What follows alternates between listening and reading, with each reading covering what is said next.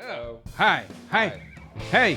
Hi, welcome to Sweet Lies. Welcome back to Sweet Lies. And we're back after a little bit of a hiatus. But we're back. Yeah. Never going away. You can never get it. Never gonna get it. Never gonna get it. We'll find a way. A lot of interesting things happened. It's been a decent break. In the world. In the world, personally, I finished another good run with my buddy Frank. I kicked his ass again. I got married. Porter got married. He's got a little baby's on the way. Got a Baby girl. Yeah. Yeah. So he's gonna be a girl dad. God help me. And he plans to. I think. I hope. I hope so. I'm gonna need it. Let's see what else. Signing up for a half marathon coming up. So that's something.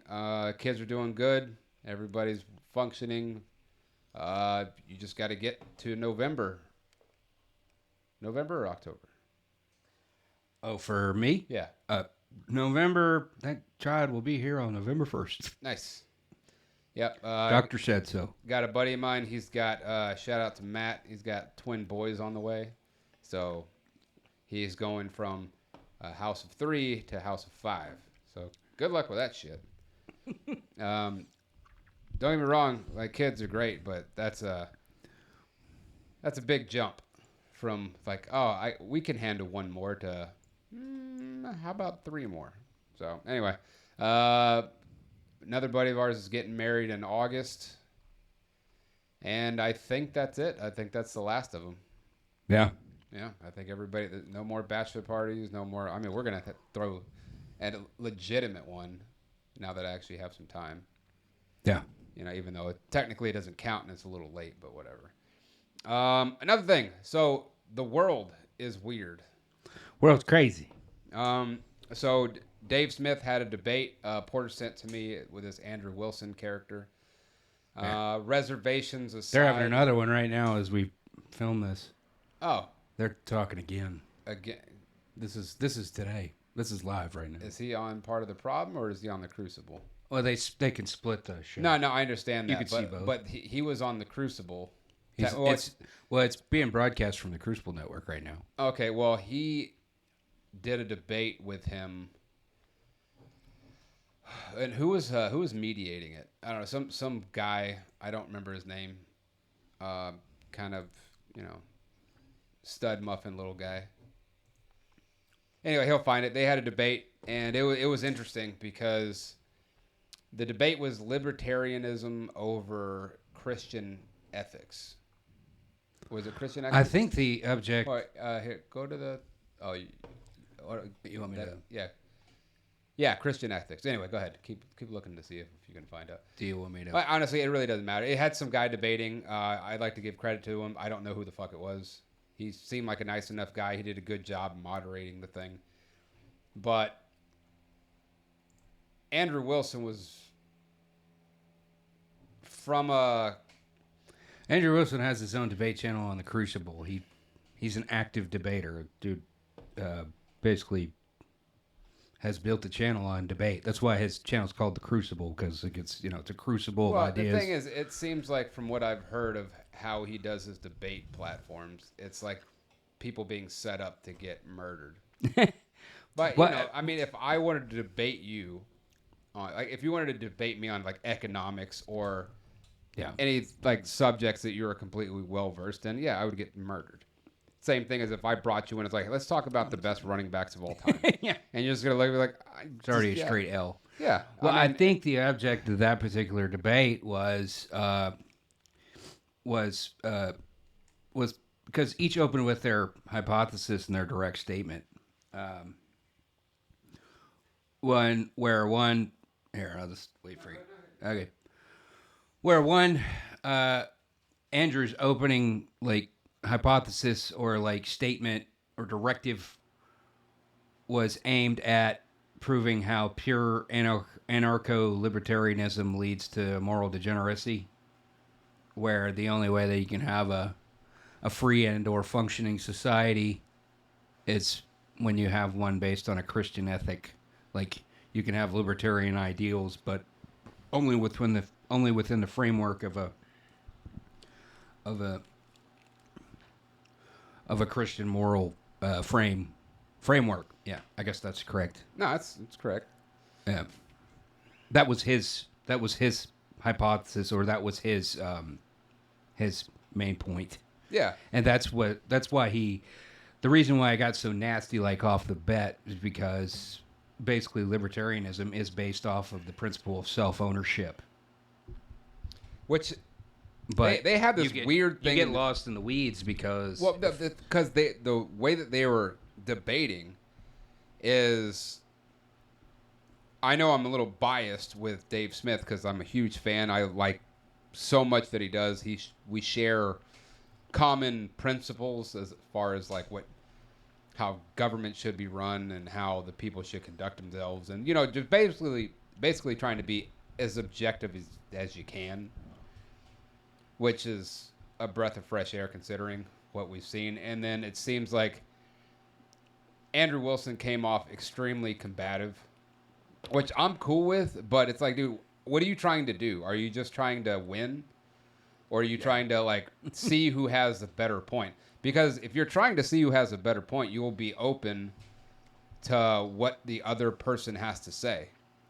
Well, and then you will take it in, you'll assess whether or not this shit is stupid, or if it's, actually there's parts of it you can take that you like, or if it's a lot of it you like. That's fine, no matter who you're with. Not in that framework of a debate. Yeah, I understand that, because like the whole thing was just like, no, I won. It's like, well, hold on, what did you win? That's what I'm trying to figure out, because I wanted to see if he was going to be able to concede any of his points. And then they got to a point in the conversation or their debate. There wasn't a conversation; it was a legitimate debate. Yes. Over the onus of who should prove ownership. And he's asking him, is like, well, do you own yourself? And he's like, well, yeah. Well, then prove it. Yeah. Okay. And then they flipped it. It's like, well, you tell me. Okay. You say you don't. Tell me why. Well, it's not on me to prove it. You need to prove it. Like, well, no, hold on. You asked me the question. I answered yes. Disprove me. Show me how I'm wrong. It seems like... I don't understand. But the thing is, like, somebody had to prove it, the ownership or disownership of the other. And nobody actually really answered their question. Yeah. Yeah, it looked like it was about an hour and a half, 2 hours of them circling that same issue that Dave really couldn't answer, though, at the same time. Yeah. Because he was forced to concede because it...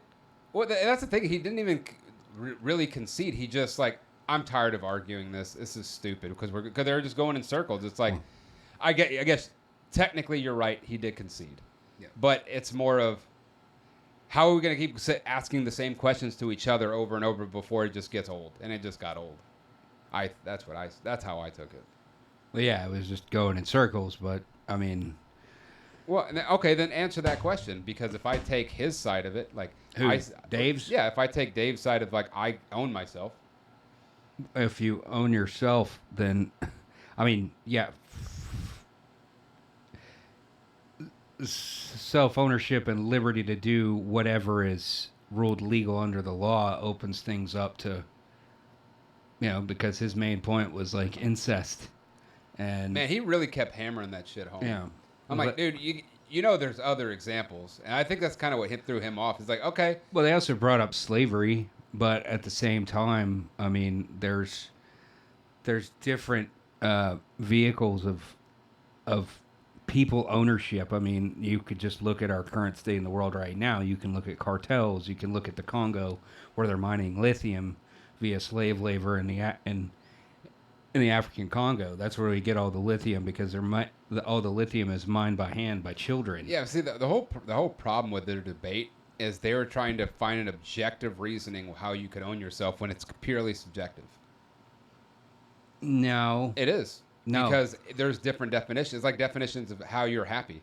Well, it's like, are you happy? Because it's a state of being within a framework. No. But the framework of pure libertarianism leads everything to anarcho-openness, and ultimately will lead to moral degeneracy.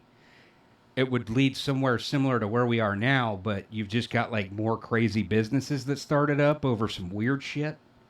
That's where that path leads. You have to have, like, libertarian has some nice flowery ideas, a lot like fucking communism and socialism, but they're just like they're carrots.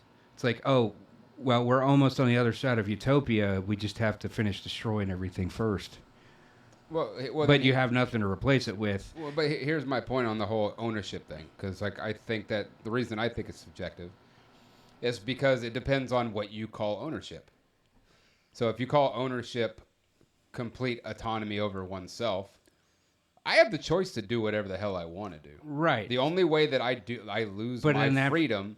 Hold on. The only way is I lose my ownership of myself if I'm dead or I'm in jail where I'm physically, detained somewhere else. You have rights to yourself confined within the framing of the prison infrastructure. True. And whatever liberties are being taken thereof in that situation. Like, nefarious shit goes down in prisons all the time. Well, like, put it like this. Like, I can choose when I die. Any day I want. I mean, fair. You can choose when to unalive yourself. That's so stupid. The whole unalive thing. Well, it's because people you can't say the S word on YouTube without getting the algorithm. That's why That's why they say it, because stupid ass censorship. I was sitting here talking shit to him the whole time while I was listening to it. I was like, why do you keep saying that? I didn't know that. Okay, anyway, so once again, we're operating within a closed system with certain boundaries where you're not allowed to utter certain words or you'll get deplatformed. We all know what I mean, but I can choose a way out whenever I feel like it. Yeah. Doesn't mean I want to, but I have that freedom to do it when I feel like it. I walk out and go play tag in traffic today just because I want to. But there are consequences that would affect other people. Yeah, but it wouldn't affect me. I own myself. I don't own other people. Well, I mean, ultimately, the effect is you wouldn't be around anymore. That's okay. That affects you to that degree. Yeah, but the thing is that like I have freedom to kind of do what I want within the legal bounds. Yeah. Okay. But I mean, and if I go live out in the ranch, I'm pretty much free to do whatever the hell I feel like. If I'm out living on a subsistence farm that I don't need anything from anyone, and as long as I'm off the grid, I kind of can do whatever I want as long as nobody can get to me. Yeah. So, I mean, do you think that that's a form of self-ownership? It bound within the laws of the county. That's true. You still have to abide by the laws of the county. I mean, granted, the farther you are more removed from law enforcement, the farther you are removed from the benefit thereof. True. So, granted that I need it. You know, I mean, hypothetically, in a situation where everything starts to break down, now you're running the risk of unforeseen threat from external forces. Where else you want to go with that? Well, I'm just saying that I think that the whole being free is kind of subjective, and you try to find an objective way to justify how you own yourself. It's a hard debate to have because you can't say that it's... That's why the framers and founders of the Constitution framed it where you have, at least in an idealistic fashion, yes, there was slavery and all those other caveats, and yes, we incorporated the idea of a free nation with certain contingencies because it was the ideal, a more perfect union. It wasn't a perfect. In order to form a perfect union, it's the striving thereof towards a more perfect union. Yeah, there's a lot of problems with the system, but the system's never going to be perfect. You're never going to find a perfect system anywhere. But based on that framework of the framers, I mean, it's the best system out there. It's just that now we're 247 some odd years down the line. Yeah. In this grand experiment that the United States is. And here's where we find ourselves. And everybody's got their own independent viewpoint on where we are with that. But here's a nice segue. Tucker Carlson recently had an interview with some guy. Are we being pushed towards revolution? Yeah. I don't know. Ironically, Don the Pleb, I follow him on Twitter. He used to have the Pleb Media or whatever. Yeah. He doesn't post much anymore. but he does post on Twitter. Hey, show me a picture of Dawn the Pleb real quick. Just go to it. Just open another search bar. Oh yeah, there you go. Dawn the Pleb. Oh, that fucking guy. Yeah, this crazy guy. Nah, I don't like that dude. Well, no, but he actually called reference to the video we're about to watch. Okay. And I watch Tucker all the time. Like, it's not so much. I appreciate that Tucker has his own platform, and I've been appreciating his podcast. Yeah, I mean, going forward. Yeah, the one that we'll talk about here in a little bit. That was damn good. The one with Everett Ellison. Yeah. They're pushing the population, not just of your country or mine, but really of most Western countries, right to the point of revolution.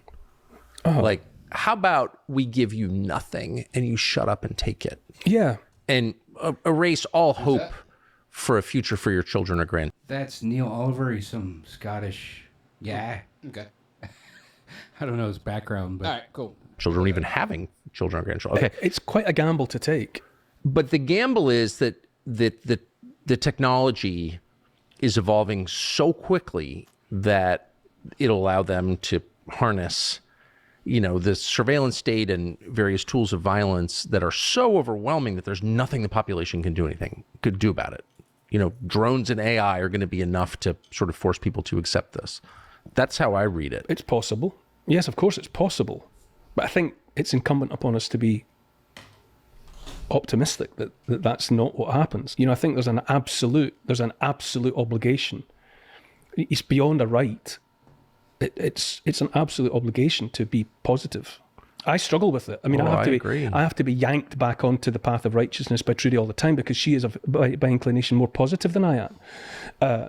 But nonetheless, I lean to the dark side all the time. Well, Scots have dark souls, don't they? Yes, we are. It's never difficult to tell the difference between a Scotsman and a ray of sunshine, as the saying goes. But you have to. It's when we spoke earlier about being brought to terms with being made to confront what really matters. And it is difficult to talk about it in many ways. Awesome. It almost makes a person blush because of the things that you find yourself having to say. But the Constitution of the United States, cool. The First Amendment. It's at times like this that these things are. It's funny how old-fashioned trends are reemerging. Yeah, I know. It's weird. It's just a little off-putting. Well, it's just like all the fashion trends from like all the centuries are starting to fact come that, back. It's a trend, just like I don't say it's a trend yet, but I'm saying past I don't know. trends this are starting guy to. seems a little off. I think it's just with the rustic feel, but it's really not. I'm curious what his hands look like. Scottish. Well, yeah, just because you're Scottish doesn't mean that you don't have. Doesn't mean you're a hard ass event. You have sissy little girl hands. Oh, I just went Arnold. Suddenly, a light comes on inside them, and suddenly everyone sees them, as though for the first time. It's only because they're being threatened that people see them. The language, the inalienable right. I give him credit. It could be the camera angle because his hands get blurred. Oh, what was that? It's so important. That this. You get this at school, but the inalienable is to say that your freedom is not. Yeah. You're born with it. Yeah, it's there. It's from God. It certainly isn't given to you by any person, and it can't be taken from you by any person. But the third and most important bit about inalienable, I only really began to contemplate in recent years, is that even if you want to surrender your freedom, you can't, because it's inalienable. You are lumbered with it. You're stuck with it. It's like your leg. You can't. It's part of you, your freedom, and it's when it's challenged in this way, and it's under freedom. And people talk about freedoms as though it's plural. There's only freedom. It's a single thing. And because it's inalienable, it's at the moment when it's being threatened that none of us we have an obligation to defend it. You don't get the choice. If someone offers you slavery, will you be my slave? You can't. Because it's your inalienable right to be free. You can't surrender to slavery. It's not your thing to give away. And you shouldn't. You shouldn't, but there's plenty of people who are under it. Willing to. It's just like I'm willing to usher in certain people. I mean, just look at people with iPhones. I've actually seen somebody like a few years ago, I saw somebody I know. They wrote on their feet. It's like, I'm perfectly willing and ready for the socialist thing to come on in and do its thing. You just don't know what you're asking for, man. Well, he knows. He knows that he doesn't have to make any decisions anymore. Yeah, They'll be made for him, and he won't be able to do all the cool things he's still able to do, however limited those might be, due to And that's money and stuff. Maybe he doesn't like cool things. That's why some of this, I suppose, had to happen. No, he does. He likes some cool Maybe stuff, the but cool he stuff wasn't. that he You likes know, is being told he what to just do. doesn't know how to think about his words. People need to see the freedom of speech being taken away by hate crime legislation, hate speech legislation, or whatever. They need these things to happen before you look again at what freedom is, what democracy might be, what it is to have inalienable rights. And we don't have the option to give these things up, even if we're broken and we want to. And I think these are profound verities. What's the tipping point? What's the point at which you won't have optimism? What's the point at which... Never. You can't. Good. Well, good. Well, you can't, because that's what I mean. Because you're not. It's not. You're not allowed. You're not entitled to give up, because it's in the nature of inalienable rights that even if unto death, they can. You may take our lives, but you'll never take our freedom. All right. The quoted line from Braveheart. That is just it. So That's why that movie still resonates so hard. I mean, it was. It's only, never been more relevant. Currently. I don't know why, but my head just went complete blank with the encyclopedia of Braveheart quotes, because I've seen that movie at least 100 times. That's the core central message of the movie. Like, that's the thing about that story. It's about freedom. It's about freedom. They take your lives, but they'll never take you. What was that quote that he had? It was like, when he's sitting there trying to talk to guys and leaving, it's like, yeah, you may die, but or you may live. Like, I can't remember like that quote. You know what I'm talking about, right? If you run today, Yeah. you'll live. He's like, you'll live. Yeah. For now. But like it was something like that. But I damn it. All right, just let him go, because like, fuck, that pisses me off. I wish I had it. It'll come up like later randomly, and I'll just scream it out. there's nothing to be pessimistic about, essentially, because the option to give up is not there. You don't get to give it up. Do you think the totalitarians will win, honestly? No, they won't. Because I also think a lot nowadays about natural law. I read about common law, which has become an obsession. And I read about natural law. And whether you're religious or not, if you accept an intelligent universe, and then natural law says that the intelligent universe does want the best for you, unlike our regimes and our establishments and our powers that be. The universe is there for you to be the best expression of yourself and consciousness that there can be. And all of that can be subverted by evil. A bit like if you can hold a ball under the surface of water for as long as you've got the strength to do it, but the ball wants to be somewhere else, because that's in the natural order of things. And eventually the totalitarians will run out of the strength to subvert the way that things are supposed to be. And it's difficult to put a timeline on these things. Man, that's a nice air conditioner. It is nice. It's like, by the for way, those does that can... Tucker look like he's about to whoop his ass?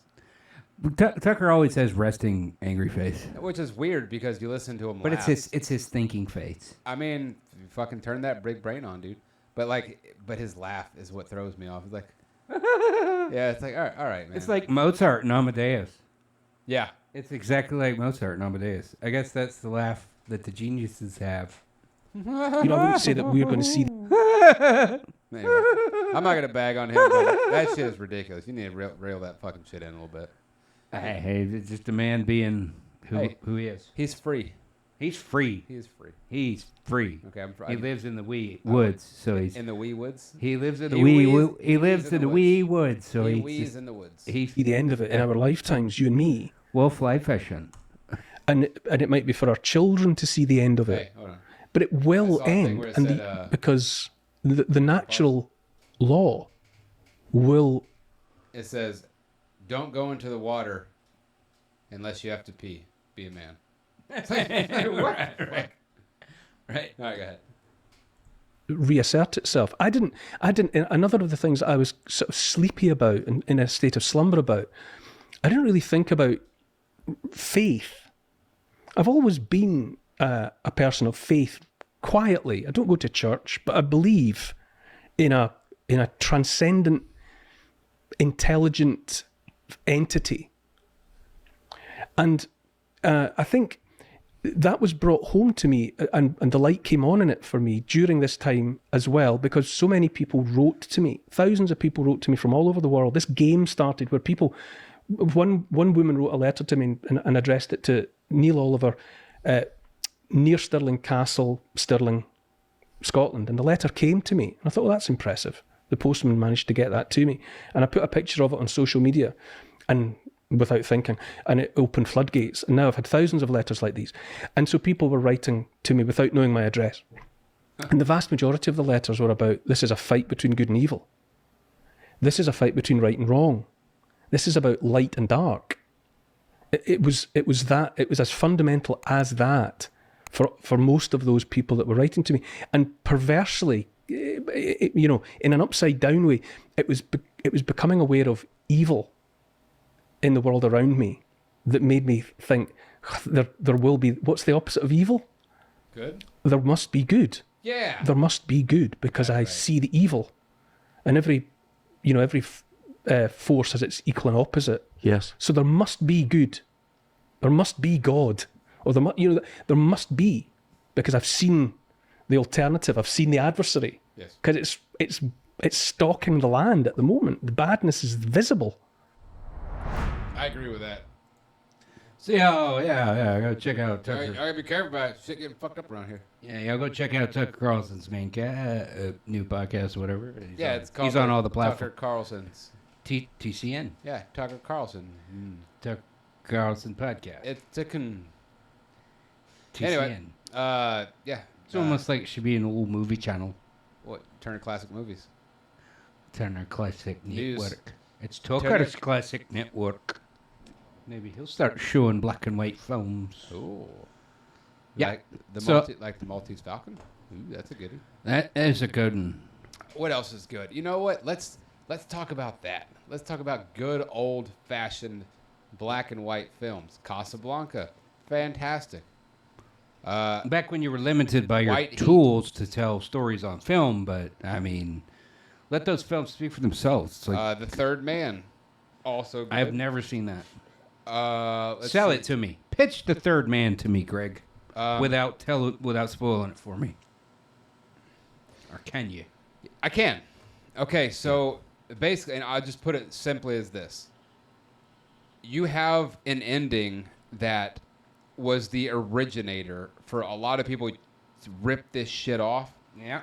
You never see it coming. Now, it's a little jaded now because you've seen it time and time again. It's like you kind of see it coming from before. But in its first iteration, you don't see this shit coming at all. You're like, well, what the fuck? Because you think, it's like, I've seen it all before. But you go back into it, and it's just, you dive into this world, and you think in one way, you zigzag, bam, it hits you with a fucking cliffhanger. Like, no, a suspenseful Twist ending? twist ending that you're just like, okay, what the hell? And then you look, it's like, you rip off sons of bitches. Well, I'm reading this great book, this new book. Like, let's try to not give anything away because it's truly a good movie. Fair enough. You've sold it to me. I'll definitely try good. harder to watch it. It's good. I think if can you look up The Third Man? I just needed the main character. Just do the Third Man cast. That's it. Because I don't want to fuck this up for you. because I can't remember the name. I know he's a. I think it's. I knew it was Orson Welles. Son of a bitch. I Okay. could have told you. I knew it was Orson Welles. I know. I saw the face. And but it's film noir, right? yes, It's here, like high. Just get out of it. Get out of it. Get out of it. Yeah, they can't. No, just no. I'm talking about you. Get out of it. I don't want to ruin it for you. Just like. All right, I didn't see anything worth it.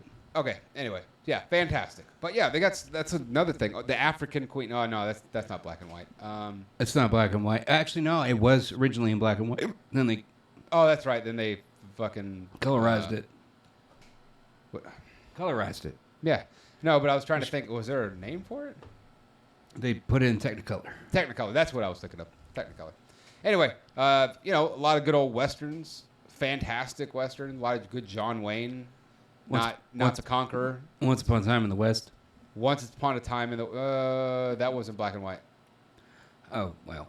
but it was a fantastic movie. You said Western. Yeah, but okay. Then what about like High Noon? High Noon was fantastic. Never saw it. I think that was Grace Kelly's first movie. Anyway, so as far as Tucker Carlson goes, and I know I took a weird turn, but Porter sent this podcast to me, and he's like, "Hey, you need to listen to this." So, like I normally do with my things that I really need to pay attention to and absorb. Expand your mind. Well, yeah, but I like to go for a run because there's no distractions. There's nothing around me. Just trying not to get hit by cars or run over by bikes and shit. So he sends this to me, and I told him I'll listen to it after a couple days. I have a giant run that I do on weekends. So I put it on, and shit blew me away. I didn't know what was coming. Like, I didn't really have a warning. It was just basically, you need to listen to this. It blew my mind. So I did. So he listened to Vincent Everett Ellison. Ellison. And, He's a pastor. Versus Tucker Carlson in an epic ultimate battle. No. It's not really epic. It's not even a debate. They're just having a conversation. Anyway, so Vincent Everett Ellison has this interesting take. I'll put it like that. I don't know how much blowback he's gotten on it, but he basically calls out Martin Luther King Jr. and how that the whole movement, like the whole civil rights movement, was co-opted by the Communist Party. Yeah. And I can't disprove it, but I can't prove it either. So I don't know. But if he's correct, we were just sold a bill of goods that lasted about 60 years. And that sucks. Yeah, everything we were taught in history, high school history, and like, I don't know, American history in general, it's all a bunch of crap. Yeah, it's like how the hip hop culture and movement was all co-opted, like they were just kind of given to us by the CIA, I think, or one of the government. And if we get into this stuff, y'all follow us on Rumble. Because that's the kind of stuff that gets you deplatformed. How about this? Especially if you're a small channel like ours with 0 followers. That's what I say. We have some. Or Rumble. We got some here. Oh, okay. We got some here on YouTube. Yeah, well, you can look at it. So while I'm talking about this, I don't want to. You don't have to show them. Okay. I'm just curious. Okay. See, I told you. Hundreds. No. Hundreds and hundreds. Hey, wait. We can lie to ourselves. I got to open a separate window. So I suggest that you go look at that Tucker Carlson and Vincent Everett Ellison podcast. It is very interesting. It is very detailed, and it is very long. By long, it's like, typical Joe Rogan. It's about 2.5, 3 hours. It's almost 3 hours. Yeah. Well, there's a lot of stuff to digest. And it's worth it if you're interested in opening your mind. And you might call bullshit on all. That's fine, but I just suggest that you listen to it. And then you come up with your own opinion. Now, he throws a lot of compelling arguments, and I couldn't articulate them as good as he can, or as well as he can. So that's why I suggest that you stop what you're listening to right now, and you go and listen to that, and then you come back and hear our take on what we think about it. Because, spoiler alert, it's a fucking doozy. Because they get into conspiracies, they get into communism, they get into the not Black Lives Matter. Yeah. Oh, that's right, Black Lives Matter stuff. They start talking about Black Panther Party. They get into some more conspiracies. They talk about Martin Luther King Jr. Apparently, one of the how he founders- wasn't even a doctor, not even a real pastor. Like he had a church, but it was He got excommunicated excommunicated from the Black Baptist Church. I mean, it's just. All right, let's look at our channel. So, yeah. Plenty. See? Look at that. It doesn't matter. We don't have to give numbers. Oh, nice. Yes, we got plenty. That's not plenty. Plenty for us. We're still a small channel. But Doesn't matter. I like being who we are. yeah, And we're going to we just get better and better. Hey, you ever seen The Equalizer? Yeah. No. Okay. Well, Denzel Washington, retired. He's a vigilante. It's kind of, but he's an ex, Cop. CIA kind of like badass some bitch. Anyway, so he I like that thumbnail I made with the Cowboys controversy after men robot dogs previous episode. Yeah. But I don't know, my creative juices were flowing on it and I threw the parental advisory sticker on it. Nah, it's good stuff. So anyway, like an old school rap album. He ends up talking about that. It's pretty fantastic podcast, so I really suggest you listen to it. Yeah. Now, we don't want to be the people promoting podcasts on our podcasts, so you can go watch other people's podcasts to come back and talk about it, and us talk about the podcast while we're podcasting. It's a weird loop, and I don't just really podcasts all the way down, man. That's what media has become. The funny part is like when we actually started this, it really wasn't nearly. Oh, they were emerging. It wasn't as. They were emerging. I know, but it wasn't like how it is right now. Yeah, well, it became cheaper and easier to do it, and then once the microphone manufacturers and other and the production value became cheaper. Yeah. Well, it was always there, though, at the same time, because then when COVID happened, it made people focus inward and realize, hey, maybe we can start doing stuff with this since we're locked inside anyways. Yeah, that's true. But And that's how it went. That's what happened to us. Well, sort of. Because you got to jabbering about sports. I'm like, dude, just do your own podcast. well, I mean, I still. And I still let's do might. one. Okay. Let's do one. Okay. And here we are. Yeah, and I will. I'm not throwing stones. I'm just. Ow. Stones hurt. I'm not throwing stones. Okay, so can we do this real quick? Can you go to look up the definition of misogyny so we can have a conversation about what I discussed yesterday? We'll consult the Brave and see what the AI spits out at us. Oh, great. It just says being white. Like, oh, Being a straight white male. pretty much. It's like, that's enough. Define Misogynisms.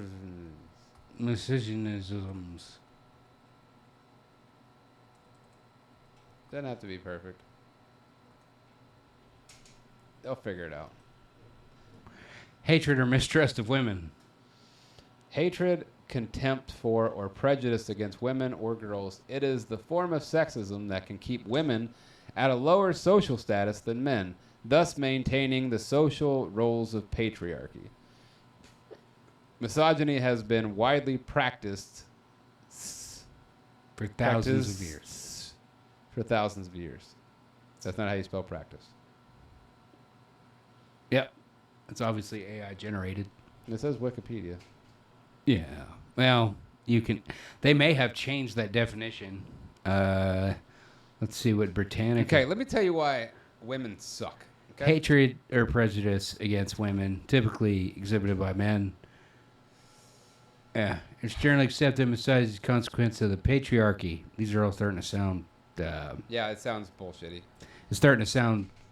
Sounds repetitive. Like somebody just kind of got in here. It was like, let me tell you. Well, about, yeah, that's the problem with all this stuff. Let me tell you about the patriarchy. Okay. Okay. First of all, misogyny rules. That's one. Two. Instantly flag on our channel, right there. I mean, it's fine. All right. let's have a legitimate, honest conversation. I don't give a shit. Yeah, misogyny rules. We had cool stuff from it. We did get cool shit from it. I mean, but up until 1950, besides Hedy Lamarr, y'all bitches didn't do shit. I don't know how you really feel. Except make people. I mean, you got that one. All right, you won that one. No, I want to have a legitimate conversation because I had one of these last night talking specifically about our podcast. Now, we're not going to be those people who boast and say, oh, well, somebody recognized me. And so this is what, no, they wanted to ask, why are we misogynists and why are we Well, the question was, how are you going to raise a... I have a daughter. And the question was posed to me. It's like, I've seen your podcast. How are you going to be a misogynist and raise a daughter? And I said, it's easy. Yes, I do have some misogynistic attributes about me. That's fine. I don't apologize for them. I don't apologize for you being soft and weak. It happens. What I'm trying to say is I like to be... Everybody's going to be who they are, and I'm not going to lie about who I am. And if I come across that way, then good. And if I don't, that's good too. It doesn't bother me one way or the other. But being who I am, how am I going to raise a daughter being the way that I am? Well, I clearly stated, I was like, I plan on raising my daughter to be a badass. I don't want my daughter taking no shit. She's going to learn everything that I know. She's going to learn how to fix shit. She's going to learn how to cook. She's going to learn how to clean. She's going to learn how to rebuild cars. She's going to learn how to do electrical work. She's going to learn how to do woodworking, welding, fighting, protecting herself. She's going to know because I'm not going to let because misogynist piece of shit. Not a misogynist. Push her around. Because what happens, what I have zero control over, legitimately, as anybody knows, if you've ever talked to a woman, they don't listen to shit you say. So my daughter is not going to listen to who I think that she should raise. I mean, who she should be with when she gets older. She's going to be with somebody, and it's not going to be up to me. So what I can do is prepare her to be a bad son of a bitch who can do anything and everything, and it isn't left to whatever kind of man What's the female inverse of son of a bitch? Son of a whore? No. As in the daughter of... No, the exact inverse. Daughter of a bastard? Daughter of a bastard. I mean... Bastard daughter. Kind of. Hey, I'm just playing with words. No, hey, words can be fun. Hey, can you hand me that your bottle of fun stuff right there? You know what? No, where's mine? Is it right next to... Jose? Oh, Jose. Let's get drunk. Fuck this. Anyway, so how am I going to raise this daughter being a misogynist? Well, the only thing I can do is, like I said, I don't have a choice on who she picks and who she plans to spend her life with. So I am not going to gamble that she's going to be with some fucking slack-jawed, weak piece of shit who can't... However, you're the model for her future mate. I hope so. No, that's the psychology of it. That's the psychology, but it doesn't mean it's going to happen. Well, yeah, but we all seek out either the projected picture of who our parental figure was if they weren't there, or the model that we observed. Okay. Well, here, I'll give you a particular example. My mother... In our own formative and developmental years. My mother, who was a bad son of a bitch... That's why parents are so important. That's one of the reasons. True. My mother, who was a bad son of a bitch... Bad lady. As in a good lady. Her father, the person who has her blood, my mom who has his blood... I have never met this man.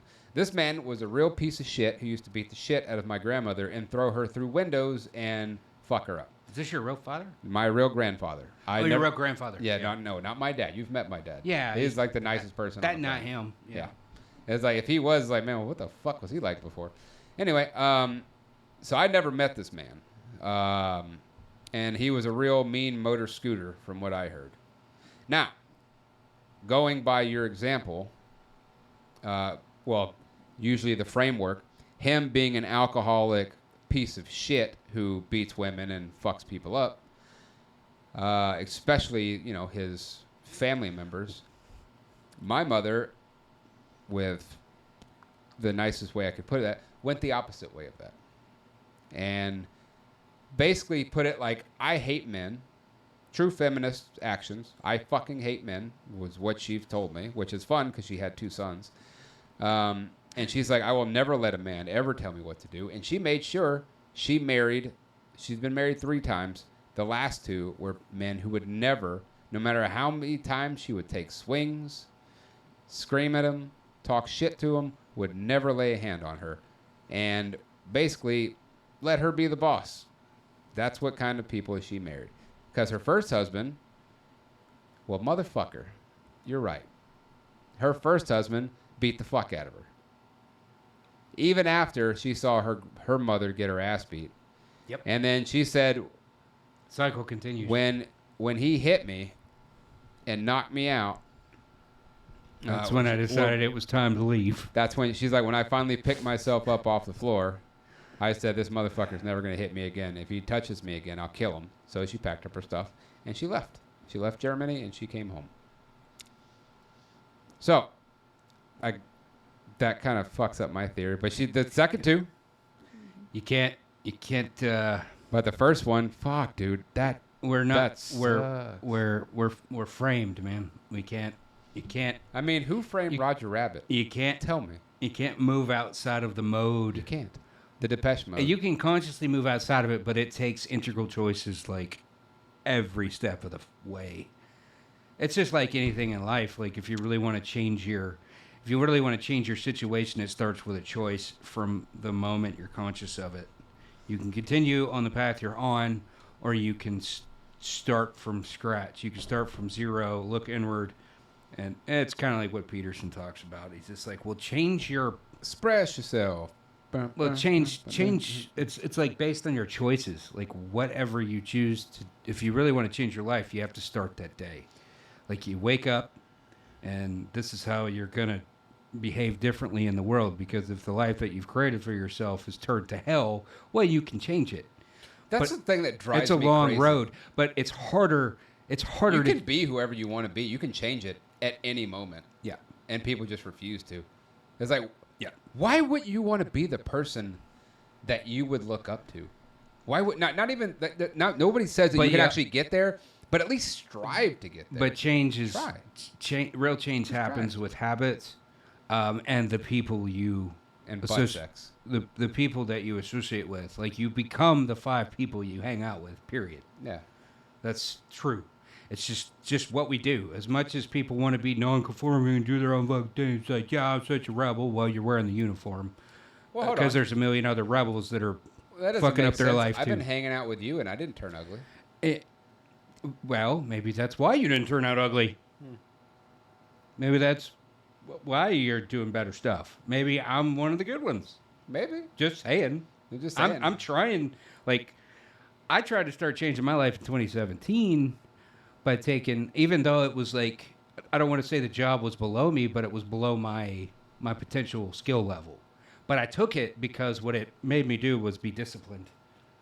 Because the structure of having that corporate job or whatever wasn't like a desk job. You never had a corporate job. Yes, it was. Actually, it was. The driving job was corporate. Yeah, but that doesn't count. You're not like. It's not what you envision when you think of your normal corporate job. It was a job that was easier for me to do well. The real challenge for most people was to show up on time, show up all the time, not be sick, and I moved up based on my own behavior. Like my route. You led by example. I did my thing. I did my thing based on my choices. Like I moved up because I was running around as a contractor and finding a lot of heartache and headaches and just struggling to always just have enough cash to function. Because that's the problem when you go freelance and you don't have you don't have like a highly marketable skill where you can yield a big income from that. Like now I kind of have those skills, but So being awesome's not a skill. it's a practice.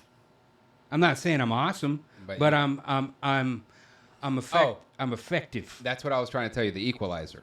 Yeah. That okay. movie. A quote in the movie that is, I say to my daughter all the time. Progress, not perfection. Right.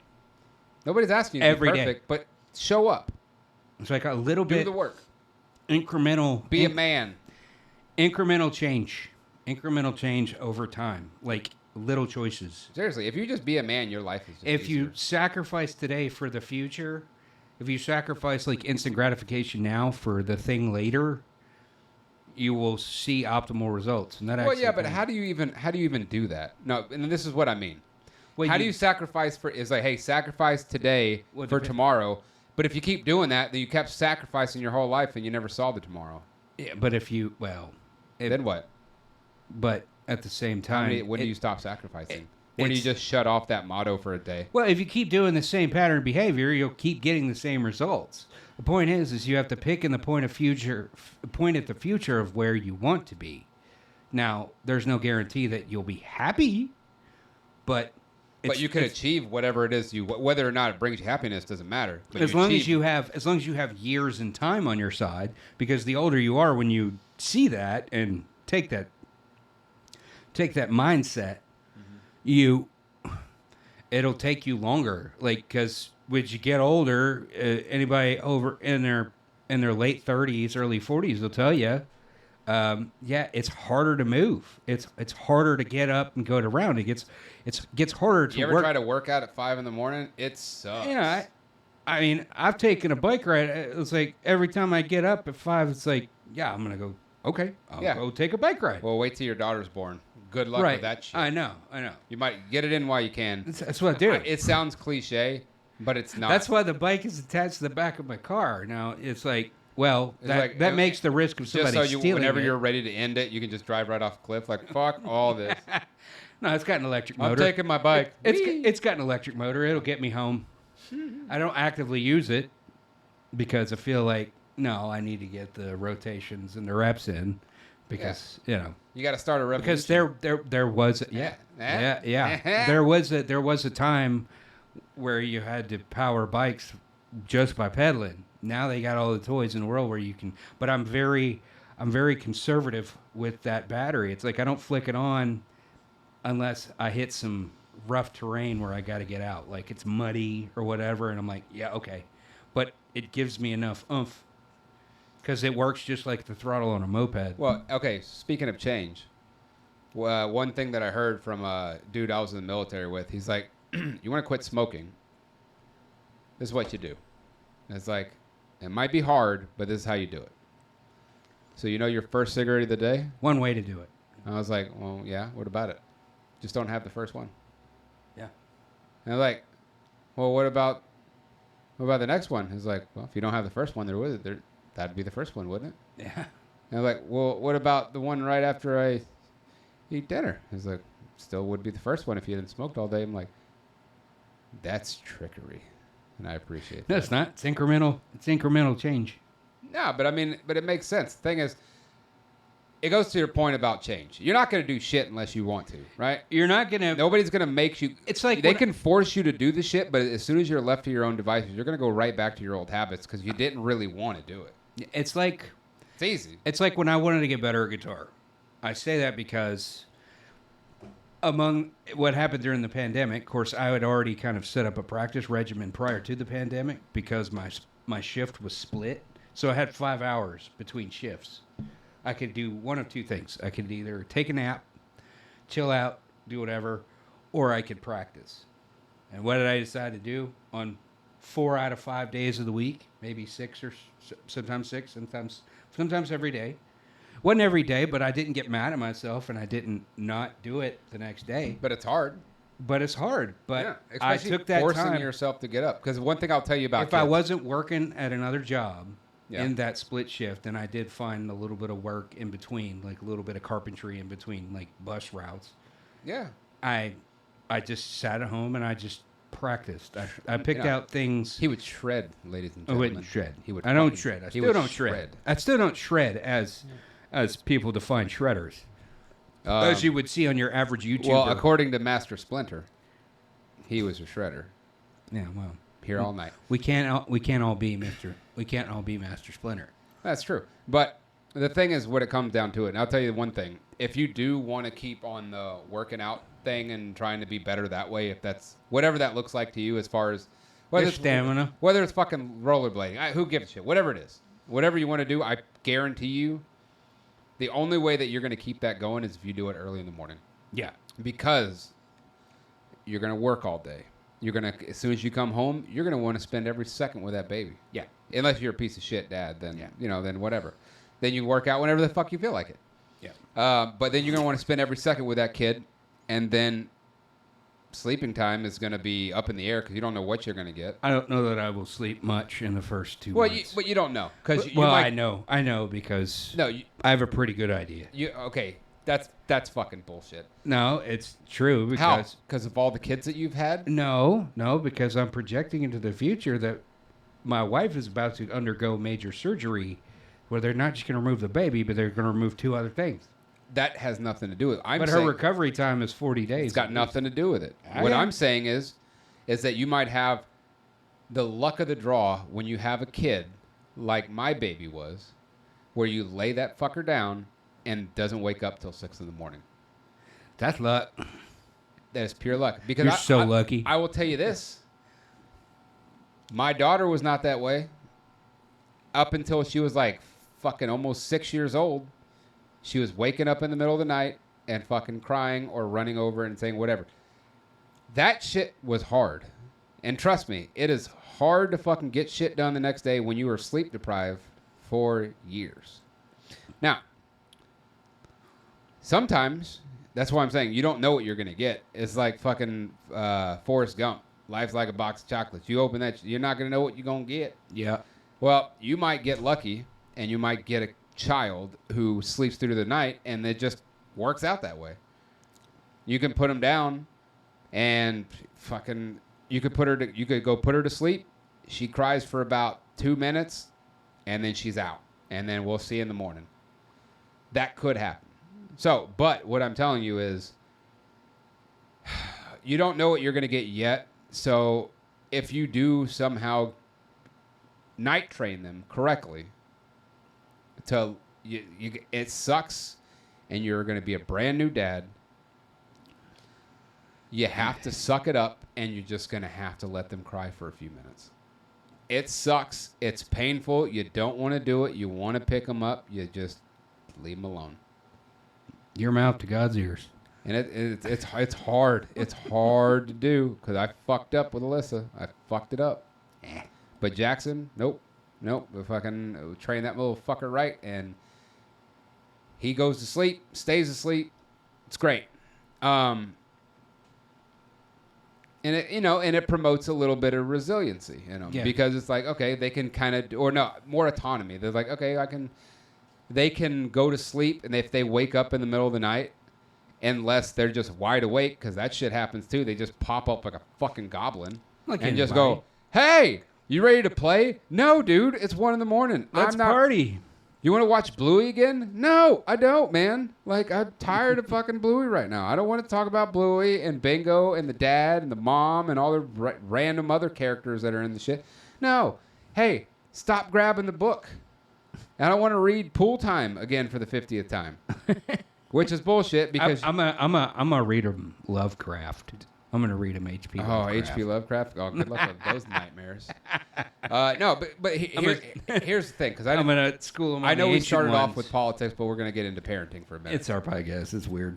Yeah, I know. We kind of go off and think. This is my advice. That's what happens. Yeah. And I understand that you can take it with a grain of salt because it doesn't mean anything until you have kids.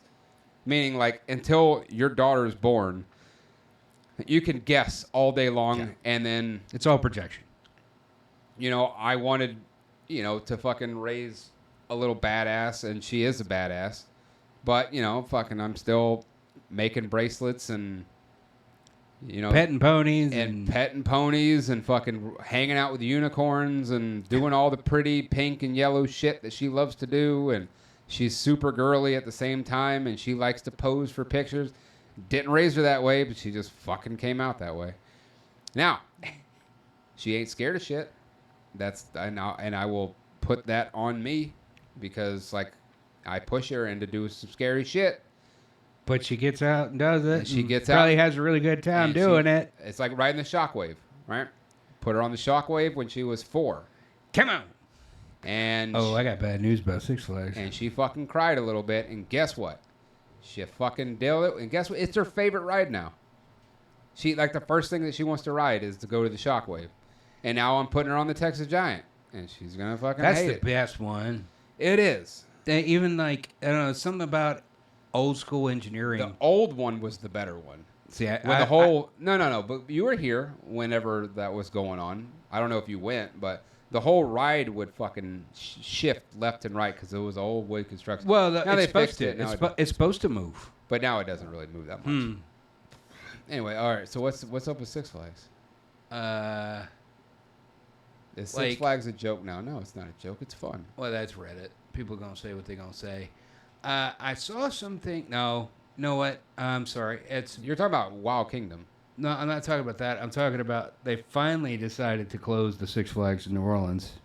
That one sucked anyway. But I think, well, he got hit by Katrina. Well, yeah, but I mean, I remember going to that and like they never made it viable. I went to the one in. It's a weird locale. I went to the one in New Orleans in 2003 or 4. Yeah, it was all right, but I mean, it wasn't very big. It was basically just a glorified like parking lot carnival. It'd be nice to get to do those family things. Dude, I'm telling you right now, we're gonna avoid the Texas State Fair like the plague. Oh, fuck that place. Nah, fuck that. It's like, no, I'd rather take you to Six Flags. Hell yeah, dude. Six Flags is awesome. I'll get more for my money. And you know what they have now that they didn't have before? When I was a kid? Free water cups. That's amazing. You can go to the stand at any time and just say, hey, can I get a water cup? And they're like, yeah, sure. They just pour you a fucking glass of water. Guess what, kids? We're not eating. We're not buying shit. We're going to go ride the rides and get free water. No presents, no toys, no food. We're just going to ride rides. We're going to get ice cream when we leave. It's roller coasters all the way down. Yeah, and we're hitting them all.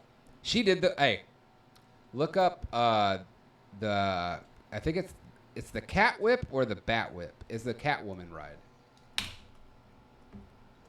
Cat whip. I mean, yeah. That one right there. All right, go to the video.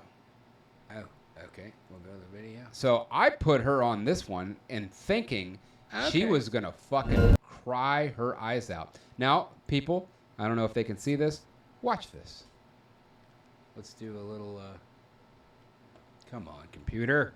That's fine. But anyways, it goes loop-de-loop around in a circle, and then you're going upside down. And I thought she was going to cry her ass off, and she loved it. All right, we're going to set this thing up. And 1, 2, 3, here we go. There you go.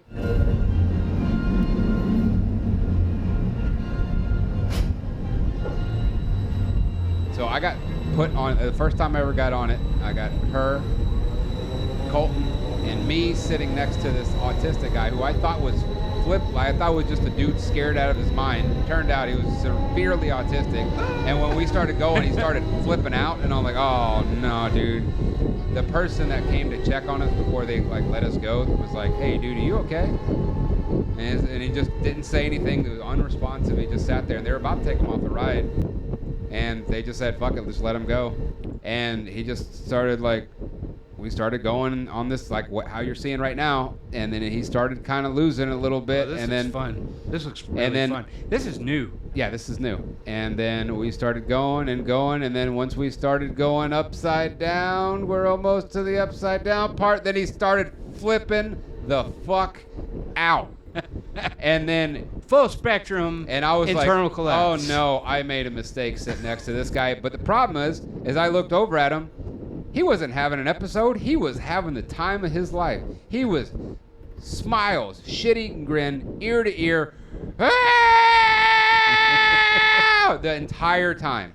while we're doing this, right here, going oop-de-loop, and I can hear the kids behind me screaming.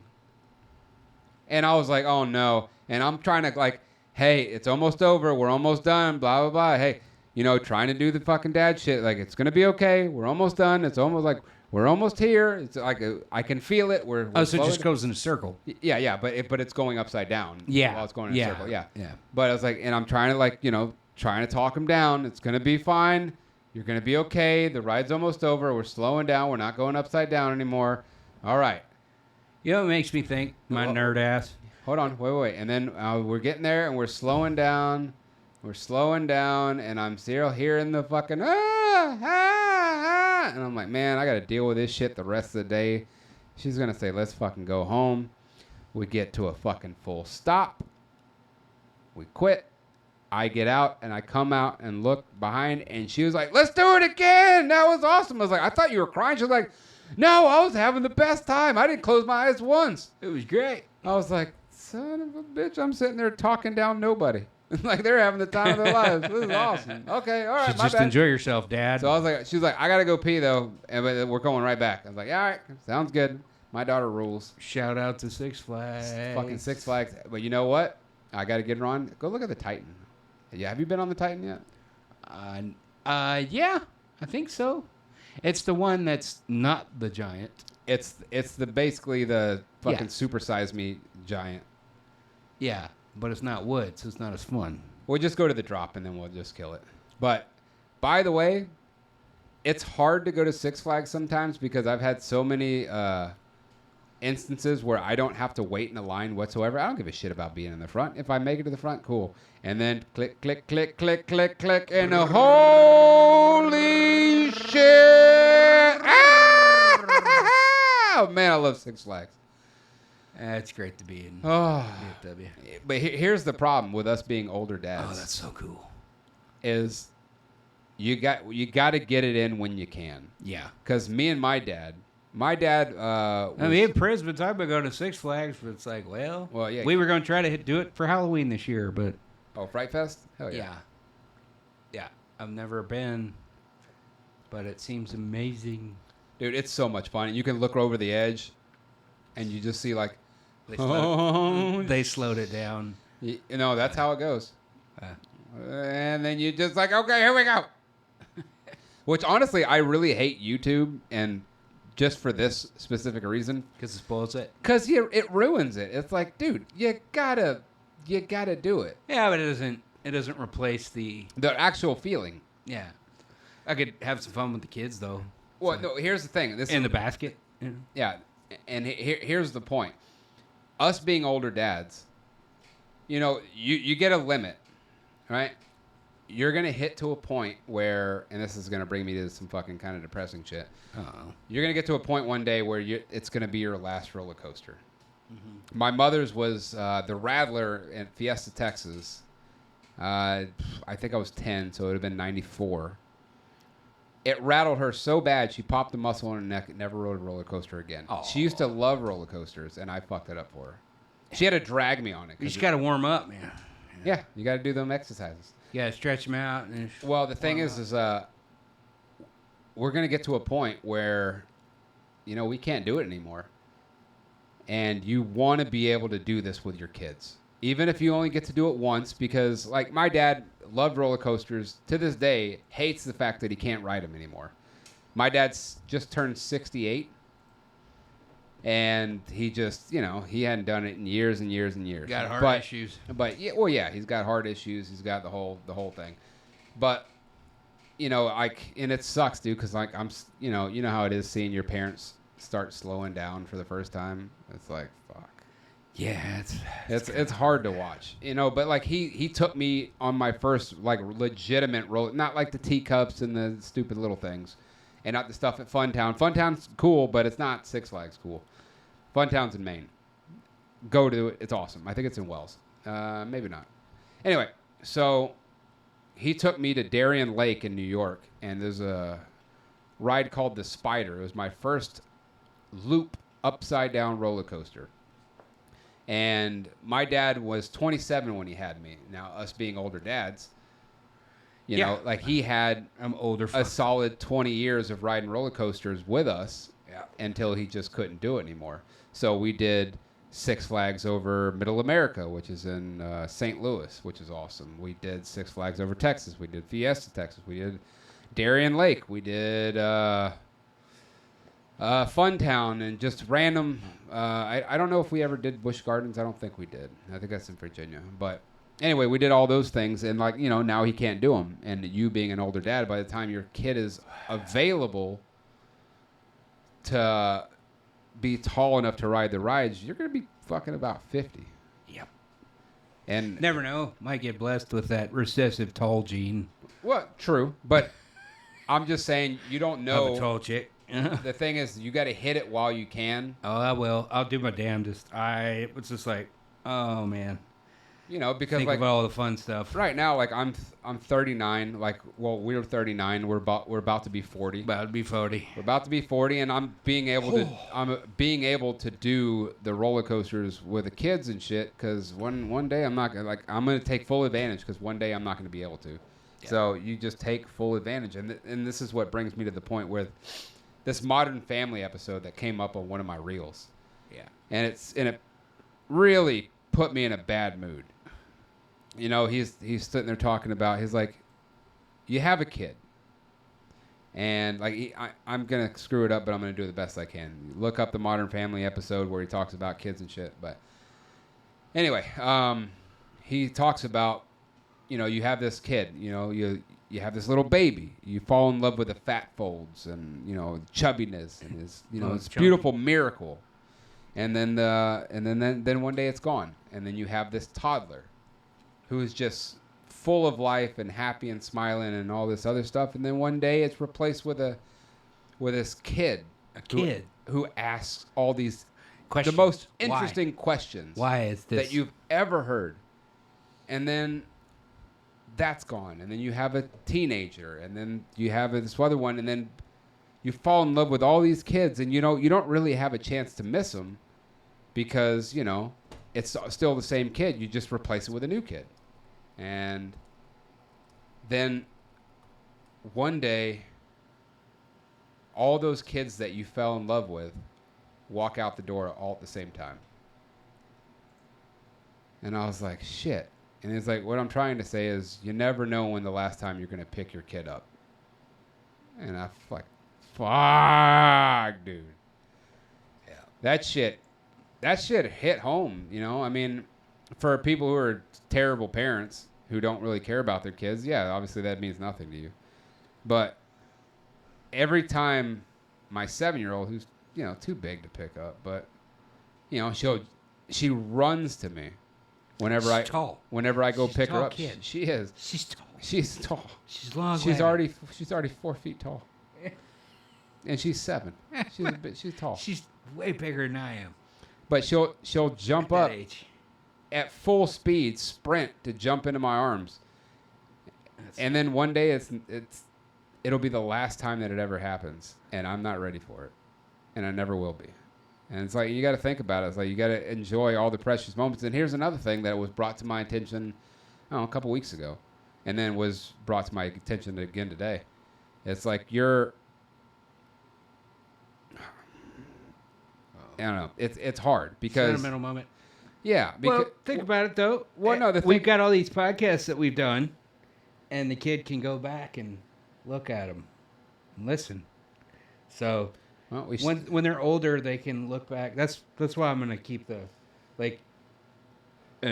full disclosure. I had to drop back to the minimum to kind of keep everything on permanently. No, that's fine. The minimum cost to kind of for hosting, because you have to pay for that. Not on YouTube, but that's only contingent on YouTube servers and whether or not they want to yank your channel. But I think about all the podcasts that we've done. I'm like, it's worth it to maintain it. Granted, I have a hard archive for everything, but at the end of the day, if you have it up on accessible platforms, there's something that the kids can go to at some point. And I'm thinking about that now too. It's just like, well, let's keep it going as long as we can. Well, it's kind of like the band. It's just like, we all know, because 2 of us are about to have children. That it's just like, well, we'll see where it goes. We get as much work in as we can productively, so we have something to come back to, you know. Well, here, speaking as a father, and this is like the last thing that I'm going to say that's depressing. But It's not depressing. It's just the way it is. it is. But the thing is, like, we don't talk about it. Like, you know, like, you don't need to put it in my face. But, like, here's the thing that was brought to my attention. It's like one day you realize that you're spending time with this child and these kids or whatever, but you don't think about the majority of the time that you spend with them is going to be adults. Right. You only get them as kids for just a little bit. It's like you get what, about 10 years or so. No, you get because like, they become teenagers. they become teenagers, but by the time they're 18, They're children. Well, you they, have them. well, when they're 18, then they're gonna be. And let's say that we live to 80, right? So we got 40 years. Yeah. So you'll basically spend about 17 years with your daughter, watching them grow up and do all the things and go through all those changes. And then after that, she's a woman.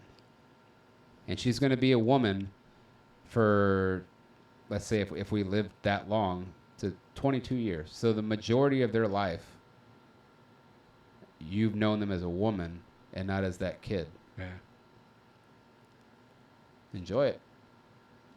Yeah. Keep your frustrations low, because everybody gets frustrated. You just got to know how to handle it. Yeah. And it's a hard task to do, because I'll be honest, like, I have a problem being touched. I don't like it. I'm not big on that. But if you have kids, it's one of those And things. my daughter is up my ass most of the time. She really is. And she's grabbing and holding and wants to fucking be on me and fucking, you know, Dad. Yeah, pretty much doing all that. Daddy. But I have to correct myself, because there's days I was like, don't touch me, don't look at me. I don't like, I can't, I'm just wired that way. I don't know why. I just am. But like, there's days it's just like, hey, just give me 50 feet. You know, hey, let's talk about it while with you over there. But then I remember, Let's throw the ball. Let's throw the ball. Yes, just throw the ball. But then I have to remind myself, it's like, dude, like, one day she's not going to want to do that. She's a girl. She wants to just... It's true. She wants to be with her dad. But no, the thing is, like, one day that no matter who you're with, like what kids you have, one day they're not going to want to hang out with you. They're not going to want to be all up in your ass, and you're not their favorite person. Teenagers. Anymore. Yeah. They're like, it's going to happen. And screw it, Dad. I know everything. And until that point, you just got to fucking just unload the truck of love onto them.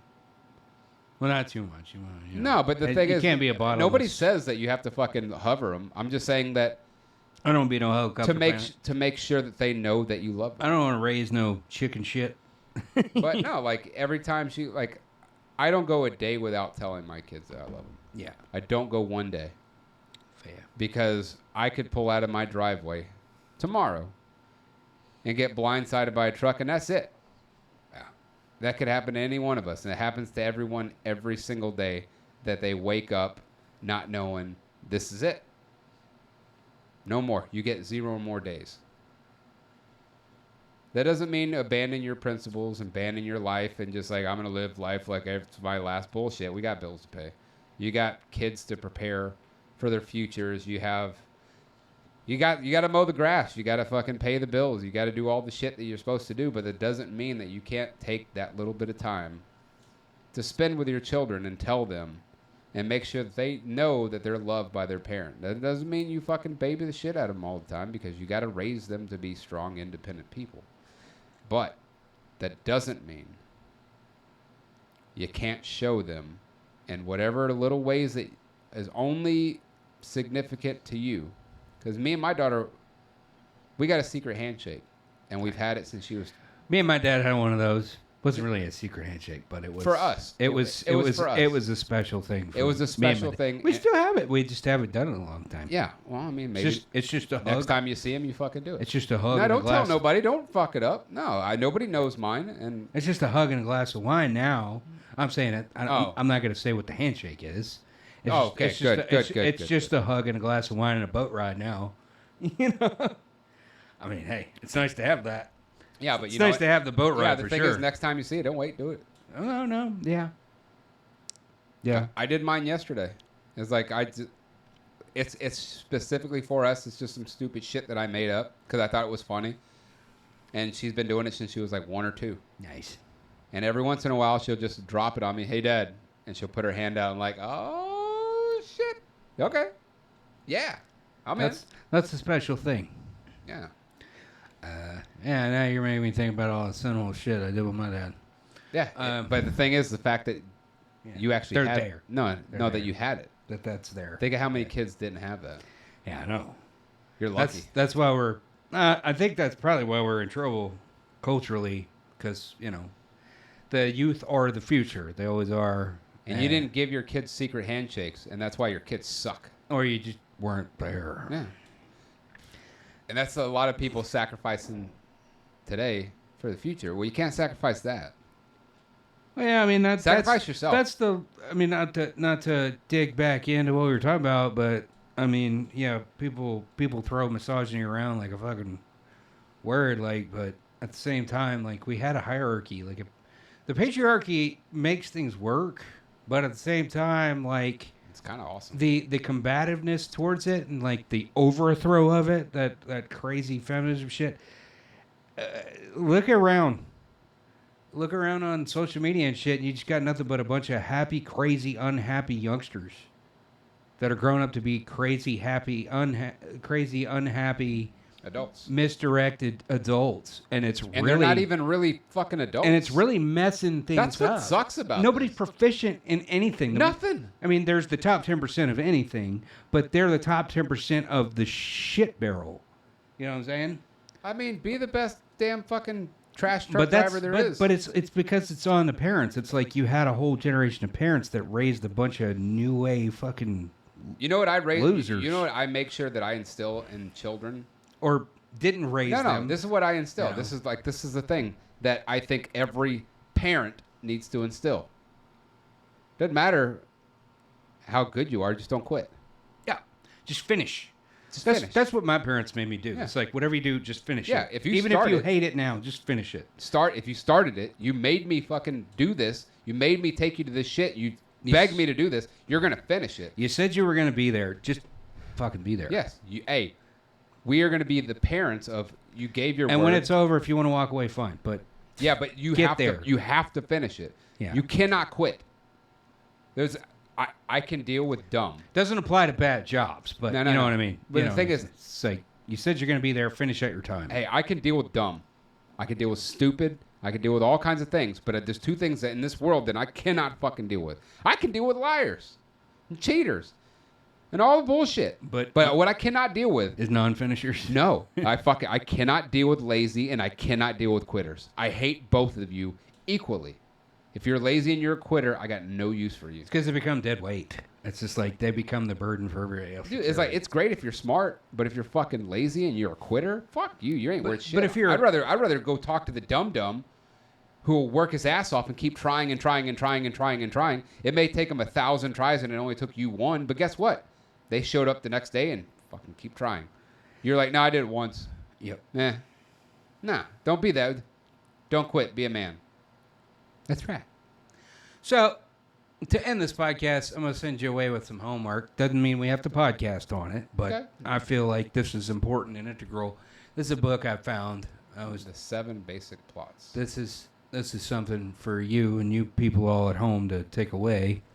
I love a good fucking homework assignment. I really do. Well, you It know, sounds stupid. It's not. It It's sounds- not. It's not homework for our podcast. No. But it But sounds it's- disingenuous. But I look forward to like But shit this, like this. But I gotta get through the next this is Jack a Harlow life. first. This is a man's like lifetime work. Because how else do you crank out a 400-page book that encompasses the whole and the psychological and symbolical implication and archetypical implications of storytelling? It's called The 7 Basic Plots. It's why we tell stories. Hey, it did y'all see that Porter's drinking a Bud Light?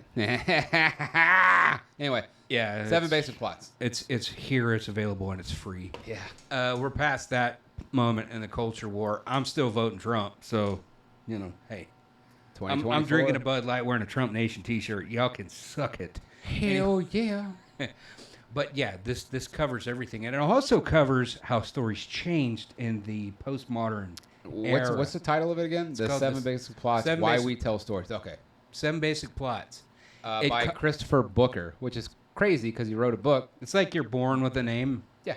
Yeah, you're born with a purpose. That's so funny. It's like, yeah, it's like you're born with a name. I was like, fuck, I hope so. Yeah, but it covers the whole of all of classical and modern literature. It's basically, it could be a graduate, maybe a doctoral level drawing on study. a vast array of examples. Hold on. From Proust to detective stories, from the Marquis de Sade to E.T., Christopher Booker then leads us through the extraordinary changes in the nature of storytelling over the past 200 years. Cool, I'm in. Yeah. Read it. Let's all talk about it together. It's a big one. Yeah. It's a tome. It's bigger than it. I mean, I think you said 400 pages. That's not, it is way bigger than 400 It's bigger than pages. 400. Sorry, my bad. Okay, anyway. It's like over 1,000 pages. All right, well, I'll check it out. I mean, 700. That's not over 1,000 pages. I'm an idiot. It's 736. it is pages. nowhere near it. Or The Stand. The Stand is like 1,500 pages. Yeah. Well, this will. But yeah, but this is different. This pulls the. This uncovers the secret sauce that Stephen King and every great writer before him pretty much used. Well, let's get into it. We'll talk about it on not next time. We don't have to talk about it when we No. We'll finish. talk about it on our leisure. Yeah. Yeah. It's coming. It's something to focus on. That's Yeah. all. But no, it's good literature, and I'm into it. And it's nonfiction, but it's nonfiction about fiction, and it's pretty profound. It's like books and why we like them. Or no, stories, because it covers movies. I know. I'm Yeah. just kidding. But cool, man. All right, hey, fucking hell of an episode. I'm That glad was that fun. we're fucking back at it. Yeah. We'll try to keep it going as long as we possibly can. Yeah, you're gonna be doing some virtual stuff once we get that all set up. Just because for time constraints and with life changes, it's just gonna have to happen. It's life. But Life you will still get us. So hey, cheers to many more, buddy. Yeah, here's to the future. All right.